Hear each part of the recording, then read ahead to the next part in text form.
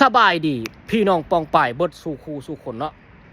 วันนี้คำปานกาจะพาทุกคนมาเบิ่งวิถีชีวิตอยู่ในตัวเมืองใหญ่เนาะเป็นยังเขาเจ้าจึงอยู่ได้พี่น้องเนาะทุกสิ่งทุกอย่างแล้วเป็นเงินเบิดพี่น้องเอา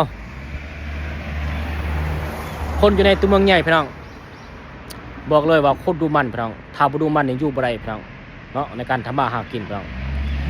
อยู่ในตัวเมืองใหญ่นี่มันก็สิมีโรงจักรโรงงานพี่น้องเนาะห้องฮับคนที่ว่าเขาเจ้ามาอยู่ในตัวเมืองใหญ่เนาะในการทำมาหากินพี่น้องบอกเลยเด้ถ้าใครดูมันอยู่ในตัวเมืองใหญ่นี่บ่ทุกข์พี่น้องเฉพาะประเทศที่ว่ามีเศรษฐกิจดีเนาะ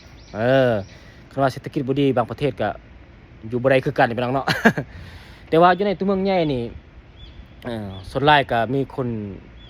ที่ว่าเรียนจบสายนี้สายนั่นบ่เนาะเข้ามาเฮ็ดเวียกที่ว่าเงินเดือนสูงอีหยังต่างๆนะเขาเจ้าจึงสามารถเช่าตึกเป็นห้องได้แล้วว่าซื้อตึกเป็นห้องเขาเจ้าขายนะนักธุรกิจเขาเจ้าสร้างและขายเนาะเป็นตึกขายเป็นห้องอีหยังต่างๆเนาะใครที่ว่ามีเงินเดือนสูงเนาะก็สามารถซื้อได้เนาะใครที่ว่าเงินเดือนบ่สูงก็เช่าเอาหรือว่าพอดอีหยังต่างๆเนาะมันก็มีหลายวิธีพี่น้องเนาะคำปานมาสังเกตเบิ่งนี่คนในตัวเมืองใหญ่นี่บอกเลยเด้พี่น้องสุขเวียกกับงานพี่น้องส่วนแรกเขาเจ้าก็มีธุรกิจเป็นของตนเองเนาะส่วนหลายนะคนเกาหลีนะอยู่ในเขตนอกนี่ส่วนหลายก็เฮ็ดการเกษตรคือคำปานไปหั่นแหละเนาะให้ทุกคนเบิ่งหั่นนะวิธีชีวิตอยู่เขตนอกเนาะอยู่ในตัวเมืองใหญ่นี่ส่วนหลายก็เศรษฐกิจของไผของมันเนาะมีโรงจักรโรงงานห้องฮับคนที่ว่ามาอยู่มาอาศัยดำรงชีวิตในตัวเมืองใหญ่พี่น้องบอกเลยว่าโคตรสะอาดแล้วก็มีความสามัคคีดีพี่น้องเนาะถ้าบ่ดังนั้นน่ะอยู่บ่ได้ตัวเมืองใหญ่พี่น้องเนาะมันแออัดเด้คนก็หลายพี่น้องปั่นตะมดตุเพิ่งพี่น้องเอามาจวดน้ำกันพี่น้องมื้อนี้เนาะมาทั่วน้ำกันพี่น้อง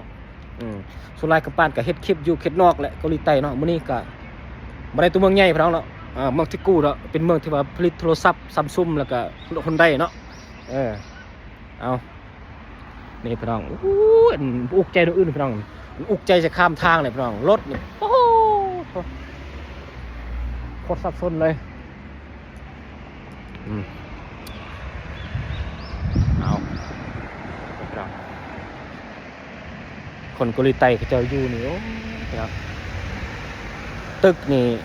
ที่ทุกคนเห็นเป็น100 สั้น200นี่อยู่ห้องใต้ดินครึ่งนึงอยู่ทางเทิงครึ่งนึงพี่น้องอยู่เกาหลีใต้ห้องฮับเราดูหน้ากับเราดูห้อนพี่น้องห้อนกับหน้าในคนเกาหลีนี่โอ้โคตรสั่งพี่น้องฝนตกในธรรมดาพี่น้องเนาะบ่อนนั่นน่ะบ่อนเจ้านายคำปานอยู่พี่น้องตึกตัวนั้นเนาะตึกที่ว่าเรื่องหั่นบ่อนเจ้านายคำปานอยู่เนาะเอาสำนีมาฝากพี่น้องเนาะติดตามไปนำกันพี่น้องว่าสิมีอีหยังแลมาเซอร์ไพรส์ทุกคนเนาะที่ว่าติดตามเพจกาซีอินดีเนาะบ๊ายบายหมดทุกคน